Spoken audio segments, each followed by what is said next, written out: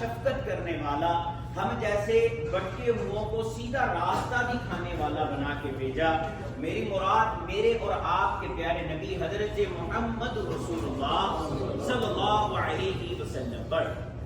حجاج کرام، آپ لوگوں کو یہاں پر جمع کرنے کا، یہاں پر بٹھانے کا، آپ کا یہ ٹائم لینے کا ہمارا جو مقصد ہے وہ مقصد صرف ایک ہی ہے، اور وہ صرف اللہ کی رضا کے لیے ہے۔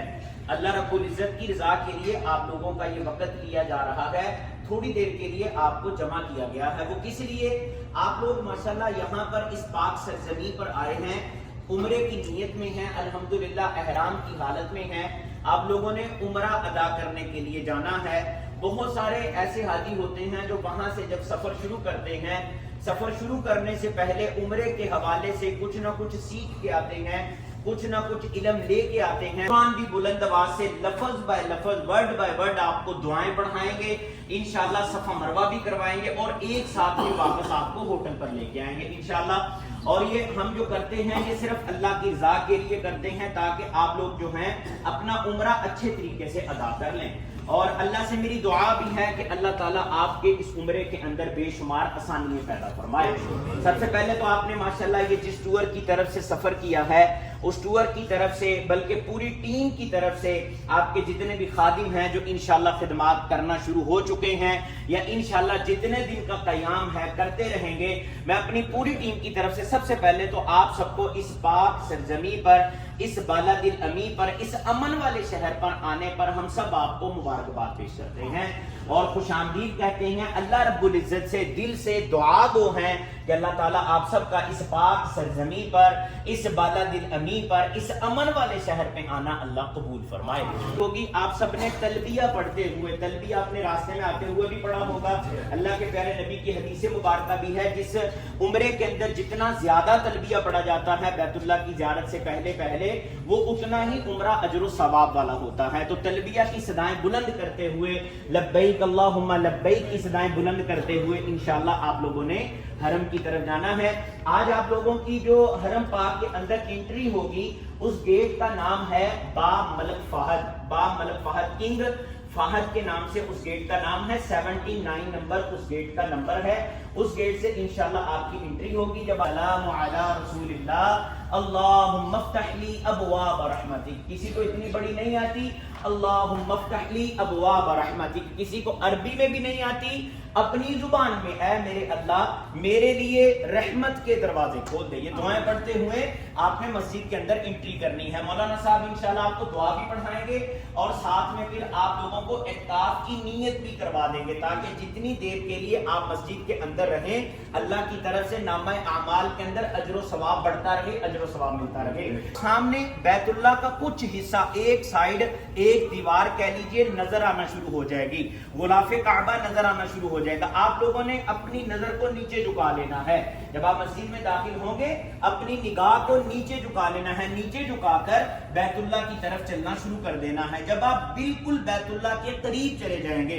یعنی اس جگہ پر پہنچ جائیں گے جس جگہ کو مطاف کہا جاتا ہے، یعنی جس جگہ پر 7 چکر لگائے جاتے ہیں، جس جگہ پر طواف کیا جاتا ہے، جب اس جگہ پر پہنچیں گے تو ہمارے قاری صاحب آپ کو ایک سائڈ پہ جمع کریں گے، اور پھر کہیں گے کہ ابھی آپ اپنی نظر کو اٹھائیں اور بیت اللہ کی زیارت کریں۔ اور وہ جو جب آپ بیت اللہ کی زیارت کریں گے اس درمیان میں 7 چکر لگائے جاتے ہیں، جو عمرہ اور حج کا حصہ ہے، جس کو عربی زبان میں کہتے ہیں سعی کرنا۔ تو یہ پہلا واجب۔ دوسرا واجب ہے بال کٹوانا، حلق کروانا، مردوں نے بھی عورتوں نے بھی، الگ الگ طریقہ ہے، مختصر کر کے میں آپ کو بتاتا ہوں۔ جب آپ دعا سے فری ہو جائیں گے نا، پہلا فرض تو آپ سب ادا کر چکے ہیں، پہلا فرض میقات سے کی ہے، میقات سے، اور ایشیا کی طرف سے آتے ہوئے، انڈیا، پاکستان، بنگلہ دیش، ایشیا ممالک کی طرف سے آتے ہوئے جو آپ لوگوں نے میقات کو کراس کیا ہے، اس کا نام ہے میقات یلملم۔ میقات یلملم سے آپ لوگوں نے عمرے کی نیت کی ہوئی ہے۔ اچھا، پھر آپ نے جب دوسرا فرض ادا کرنا ہے، یعنی اللہ کے گھر کا طواف شروع کرنا ہے،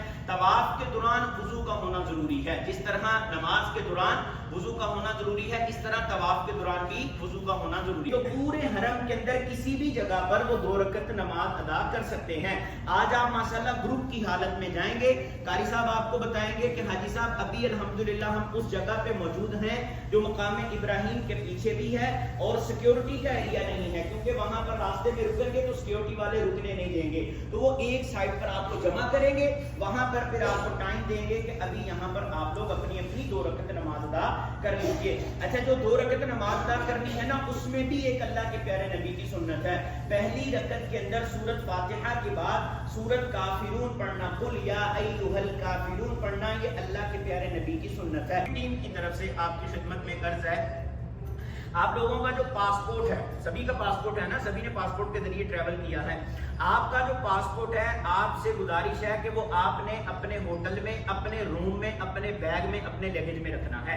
حاجی کیا کرتے ہیں، اپنے گلے والے بیگ کے اندر پاسپورٹ ساتھ لے کے حرم چلے جاتے ہیں، وہاں پر وضو کرتے ہوئے بیگ رکھتے ہیں، وضو کیا، بیگ بھول گئے، بعد میں یاد آتا ہے کہ تو میرا بیگ حرم کے اندر رہ گیا۔ بیگ کا مسئلہ نہیں ہے، مسئلہ پاسپورٹ کا ہے، بعد میں آپ لوگوں کے لیے بھی پریشانی ہے اور گروپ والوں کے لیے بھی پریشانی ہے، تو آپ سے ادباً احتراماً گزارش ہے کہ اپنا پاسپورٹ جو ہے اپنے روم میں، اپنے بیگ میں رکھنا ہے۔ اگر کوئی حاجی یہاں پر لے کے آ چکا ہے، ہمارے یہ پیچھے اسرار بھائی آپ کے گروپ لیڈر بیٹھے ہیں، ان کو پاسپورٹ اپنا جمع کروا دیجیے گا اگر کوئی لے کے آ گیا ہے یہاں پر۔ اچھا دوسری بات یہ ہے کہ آپ لوگوں کو ہر حاجی کے گلے کے اندر ایک آئی ڈی کارڈ دیا گیا ہے، موجود ہے نا سب کی آئی ڈی کارڈ جس پہ ڈیٹا لکھا ہے، آئی ڈی کارڈ کی بیک سائڈ پر ہوٹل کا کارڈ لگا کے دیا گیا ہے، ذرا دیکھ لیجئے، سب چیک کر لیجئے گا، فجر البدی 5 ہوٹل کا نام لکھا ہوا ہے، روم نمبر بھی آپ کا لکھا ہے۔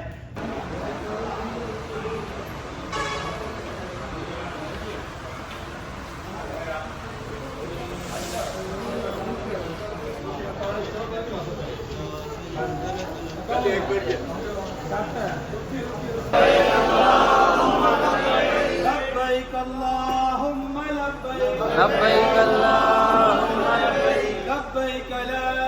شريك لك لبيك لبيك لا شريك لك لبيك إن الحمد والنعمة لك والملك لا شريك لك لا شريك لك لبيك اللهم لبيك لبيك اللهم لبيك لبيك لا شريك الحمد والنعمة والنعمة لك والملك لك والملك لا شريك لك لبيك اللهم لبيك